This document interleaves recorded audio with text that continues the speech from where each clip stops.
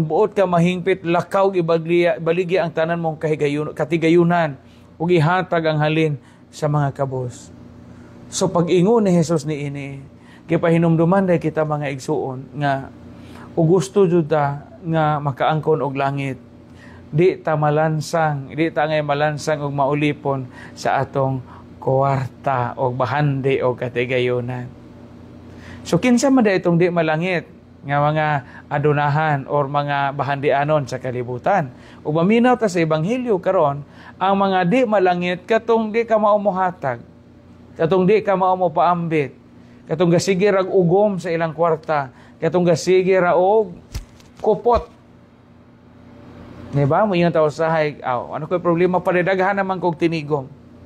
Piskay gimong tinigom, daghan pong maluwas. Muna problema og dato ta sa ATM, dato ta sa bank book, pobre po ta sa langit, kaya wa tay natabangan.